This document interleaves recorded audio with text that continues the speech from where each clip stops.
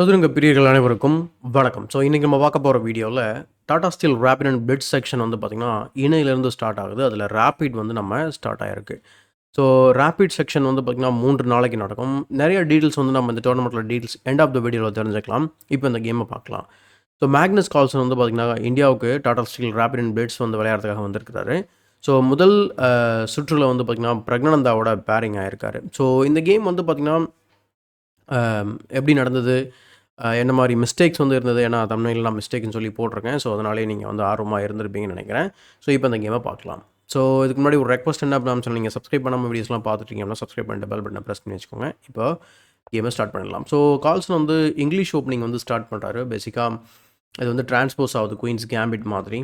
So okay, queens கேம்பிட்னு சொல்ல முடியாது, ஏன்னா இவர் வந்து பானை புஷ் பண்ணுறதுக்கு முன்னாடி அவரே பண்ணிடுறாரு. அதர்வைஸ் பிஷப்பை புஷ் பண்ணுறது பிஷப்பை டெவலப் பண்ணதுக்குள்ள D4 ஆடி இருந்தாருன்னா ஆல்மோஸ்ட் குயின்ஸ் கேம்பிட் டிக்ளைனாக வந்து கன்வெர்ட் ஆகிருக்கும். பட் இங்கே பிஷப் வந்து G2 போடுறதுனால இது பேசிக்லி ஒயிட் வந்து பார்த்திங்கன்னா கேட்டலின் செட்டப் வந்து விளையாடுறாங்க அப்படின்னு சொல்லலாம். ஸோ அதாவது இங்கிலீஷில் neo Catalan. So D3 bishop B4 check, அதுக்கப்புறம் bishop D2 blocking the check, அதுக்கப்புறம் A5 விளையாடுறாரு. பிஷப் வந்து ஒரு சப்போர்ட் போடுறாரு. இந்த பொசிஷனில் வந்து அவர் கேசல் பண்ணிடுறாரு. ஸோ கேன்சல் பண்ணினதுக்கப்புறம் இந்த நிலையில் வந்து நைட் C6 வந்து விளையாடுறாரு பிரக்னனந்தா. ஸோ கோயிங் பேக் இந்த பொசிஷனில் வந்து A5 தவிர வேறு ஏதாவது மூவ் ட்ரை பண்ணலாமா, எதுக்கு நம்ம வந்து இப்போ A5 விளையாடுறோம், ஃபைல் வந்து ஓப்பன் பண்ணுறதுக்கு பேசிக்காக. அதர்வைஸ் நீங்கள் என்ன பண்ணலாம் அப்படின்னா பிஷப்பை வந்து E7க்கு ரீட்ரீட் பண்ணலாம். என்ன சொல்ல வரோம் அப்படின்னா இந்த பிஷப் வந்து கொஞ்சம் ஒரு பேட் பொசிஷனில் ப்ளேஸ் ஆகிருக்கு அப்படின்றது தான் எங்கள் ஆர்கியூமெண்ட். பட் கேமில் ஜென்ரலாக A5 நம்ம பார்த்துருக்கோம். அதுக்கப்புறம் கேசல்ஸ் நைட் C6 விளையாடுறாரு. அதுக்கப்புறம் bishop takes B4, A takes B4, pawn to A3. So pawn to A3க்கு அப்புறம் இது கொஞ்சம் வேடாக இருக்க மாதிரி தெரியும். பானை டபுள் பண்ணி விட்டுருக்காரு, ஃபைல் வந்து ஓப்பன் பண்ணி விட்டுருக்காரு. அப்படியே மேக்னஸ் வந்து A3 விளையாடு ப்ரக்குக்கு வந்து ஹெல்ப் பண்ணுற மாதிரி இருக்குது அப்படின்ற மாதிரி நமக்கு தோணும். ஸோ இங்கே வந்து அதை கண்டுக்காமல் வந்து ப்ரக் வந்து கேன்சல் பண்ணிடுறாரு. அதுக்கு முன்னாடி B டேக்ஸ் A3 வந்து விளையாடலாமா, அப்படி விளையாடினா என்ன ஆகும் அப்படின்னா நைட்டை வந்து ஈஸியாக டெவலப் பண்ணிப்பார். B5க்கு போகலாம், பெரிய இஷ்யூ கிடையாது ஆக்சுவலாக B5 போனாலும் பிளாக்குக்கு. பட் நைட் C2 வந்து பார்த்திங்கன்னா ஒரு ரீமேனேவிங் ஸ்கொயராக இருக்கும். ஏன்னா ஃப்யூச்சரில் நைட் B4 இங்கே வரும். அதை கவுண்டர் பண்ணுறதுக்கு C2ல ஒரு நைட் நம்ம தயாராக வச்சுக்கிறது ரொம்ப நல்லது. எக்ஸாம்பிள் E5, அதுக்கப்புறம் நைட் C2ன்னு கேம் வந்து கண்டினியூ பண்ண முடியும். ஸோ கேசல்ஸ், அதுக்கப்புறம் knight BD2 and then B takes A3 விளையாடுறாரு. ஸோ குயின் B3, ஏன்னா இந்த பான் வந்து இங்கே பின்னில் இருக்குது ஆக்சுவலாக. ஸோ அதனால் குயின் B3 விளையாடுறாரு. ஸோ குயின் B3க்கு அப்புறம் ரூக் A6. ஸோ இப்போ வந்து ரூக்குக்கு வந்து பாதுகாப்பு வந்தாச்சு. ஸோ அதனால் இப்போ நம்ம அந்த பானை எதாவது பண்ணி ஆகணும். அதனால் rook tax A3. So rook B6 போட்டு குயின் அட்டாக் பண்ணுறாரு. குயின் C2 வந்து ட்ராப் ஆகிடுது. ஸோ குயின் C2க்கு அப்புறம் குயின் E7 வந்து பார்க்குறோம். இதை தவிர நைட் B4 ரொம்ப டெம்டிங்கான மூவ் ப்ளஸ் ரொம்ப நேச்சுரலான மூவ் நம்ம அட்டாக் பண்ணுறதுக்கு. சப்போஸ் அதை நம்ம கன்சிடர் பண்ணோம் அப்படின்னா நைட் B4 விளையாட முடியும். ஸோ நைட் B4 விளையாடினதுக்கப்புறம் இப்போ சப்போஸ் நீங்கள் கேம் வந்து ட்ராப் பண்ண நினச்சா இங்கேயே ட்ராப் பண்ணலாம் ரிப்பீட் பண்ணி. Example queen B3, night C6 and then அதே போல் நம்ம ரிப்பீட் பண்ணி கேமை ட்ராப் பண்ண வாய்ப்புகள் இருக்குது. சப்போஸ் மேக்னஸ் வந்து ரிப்பீட் பண்ண விருப்பம் இல்லை, அப்படி இல்லை ஒயிட் பிளேயர் வந்து விருப்பம் இல்லை அப்படின்னா குயின் D1 ட்ராப் பண்ணலாம்.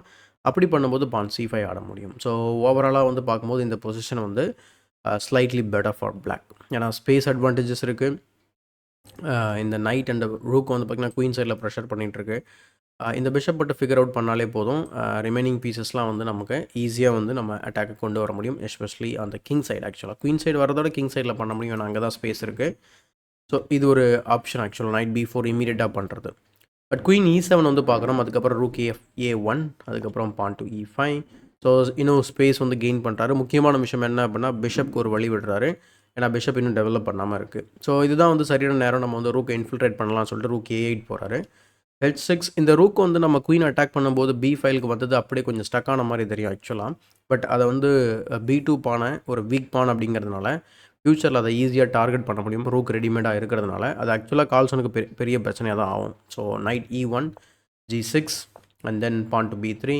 ஸோ அது ரொம்ப ஒரு பேக்வேர்ட் பானாக மாறிக்கிட்டே வர்றது உங்களால் பார்க்க முடியுது. இப்போ பீஸால் தான் ப்ரொடெக்ட் பண்ணிகிட்டு இருக்காங்க. ஏற்கனவே பீஸால் தான் ப்ரொடெக்ட் பண்ணிகிட்டு இருந்தது. பட் நைட்டு குயின் எங்கேயும் போக முடியாது இனிமேல். ஸோ பிஷப் G4 டெவலப் பண்ணுறாரு. அதுக்கப்புறம் H3 பிஷப் ஒரு கொஷின் மார்க். இந்த இடத்துல வந்து பார்த்திங்கன்னா ப்ரொவோக் பண்ணுறாரு, வேணும்னா அந்த பானை வெட்டிக்கோங்க அப்படின்ற மாதிரி. ஆக்சுவலாக வெட்ட முடியாது, வெட்டினா பிஷப் வந்து ட்ராப் ஆகிடும். Example night E4. நைட் E4க்கு அப்புறம் நைட்டை ட்ரேட் பண்ணிங்க அப்படின்னா bishop tax E4 and then உங்கள் பிஷப்க்கு எஸ்கேப் ஸ்கொயர் கிடையாது இதுக்கப்புறம். H5 போனீங்க அப்படின்னா G4 மூலியமா ட்ராப் பண்ணிடலாம். அல்லது நீங்க F5 மாதிரி கவுண்டர் அட்டாக் பண்ணணும்னு நினைச்சீங்கன்னா, பிஷப் D5 செக் குடுத்துட்டு அதுக்கப்புறமா அந்த பான வந்து வெட்டிடலாம். Sorry bishop வெட்டிடலாம். அல்லது நம்ம டைரக்ட்டாவே நம்ம பிஷப் வந்து போயிடுச்சுன்னு நினைச்சு நம்ம வந்து பிஷப் டேக்ஸ் G4 விளையாடினாலும் ஓகே தான். அதுக்கப்புறம் உங்களுக்கு அட்லீஸ்ட் ஒரு பானாவது இங்க கிடைக்க வாய்ப்புகள் இருக்கு. ஸோ நம்ம கவுண்டர் அட்டாக்கிங் வந்து பண்ண முடியும். ஏன்னா அந்த பான் வந்து பின்ல இருக்குன்றதுனால. பட் கேமை பொறுத்த வரைக்கும் அவர் என்ன செய்றாரு அப்படின்னா, பிஷப் E6 வந்து ரீட்ரீட் பண்றாரு. பண்ணதுக்கப்புறம் குயின் C1 ஏன்னா நைட் B4 எப்போனாலும் வரப்போகுது. ஸோ கிங்கை வந்து G7க்கு போட்டு ப்ரொஃப்ளாக்டிக்காக மூவ் பண்ணுறாரு. ரொம்ப இன்ட்ரெஸ்டிங்கான ஒரு ப்ரொஃப்ளாக்டிக் மூவ். பிகாஸ் குயின் வந்து இங்கே ட்ராப் பண்ணும்போது இந்த நைட்டோட அட்டாக்ல இருந்து மட்டும் தப்பிக்கல. ஸோ இங்கே வந்து பார்த்திங்கன்னா அன்டிஃபெண்டாக இருக்கக்கூடிய பானையும் வந்து பார்த்திங்கன்னா அட்டாக் பண்ணுது.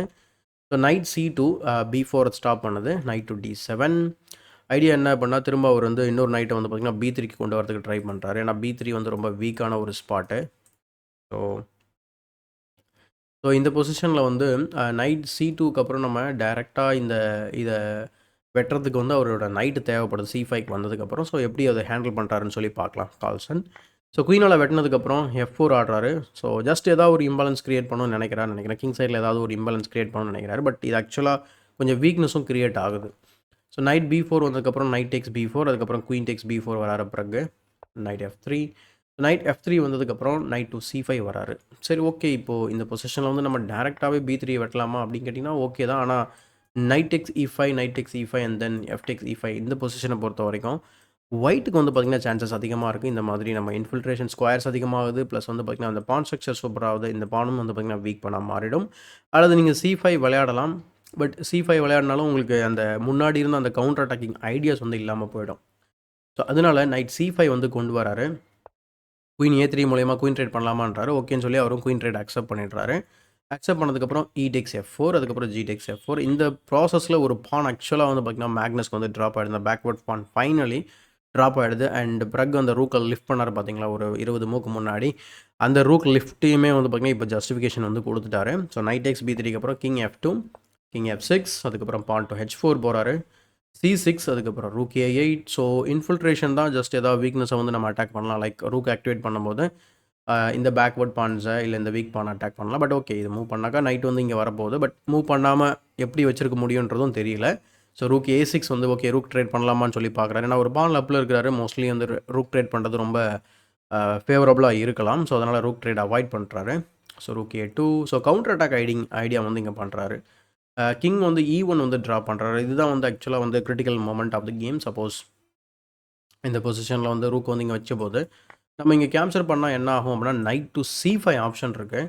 நைட் C5க்கு அப்புறம் நீங்கள் வந்து ரூக்கை வந்து மூவ் பண்ணுற மாதிரி இருக்கும். சில நம்ம வந்து இந்த பான் அட்டாக் பண்ணுறோம்னா knight takes G3 check. Suppose நீங்கள் வந்து கிங் G3 போனீங்க அப்படின்னு சொன்னால் then rook takes E2 second பானும் ஃபாலோ ஆகிடும். ஆல்மோஸ்ட் இது வந்து winning position for black. So அந்த காரணத்தினால ஆக்சுவலாக இந்த இடத்துல ஒரு 2 மூவ் கன்சிடர் பண்ணலாம். மொத்தத்தில் இந்த இந்த பின்லேருந்து நம்ம வந்து பிரேக் பண்ணிக்கணும். இந்த பான்ஸை பாதுகாப்பு கொடுக்கணும். அதுக்கு பிஷப் F1 விளையாடலாம். அப்படிலாம் கிங் F1 விளையாடிட்டு நைட் E5 கூட விளையாடலாம். ஸோ இந்த மாதிரி 3 ஆப்ஷன் இருக்கு. ஆனால் இங்கே வந்து கால்சன் விளையாடின மூவ் வந்து பார்த்திங்கன்னா ஆக்சுவலாக mistake king E1. So but கேமை பொறுத்த வரைக்கும் பிரக்னானந்தா வந்து இந்த மூவ் வந்து பார்த்திங்கன்னா மிஸ் பண்ணிடுறாரு.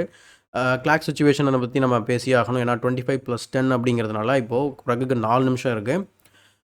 மேக்னஸ்க்கு வந்து பார்த்திங்கன்னா 3 நிமிஷம் கிட்ட இருக்குது. பட் ஆனால் பிரக் நினச்சிருந்தாரு அப்படின்னா ஐ திங்க் இந்த வேரியேஷன் கேல்குலேட் பண்ணுறது அவரால் பாசிபிள்னு நினைக்கிறேன். ஏன்னா 4 நிமிஷம் இருக்குது சாலிடாக.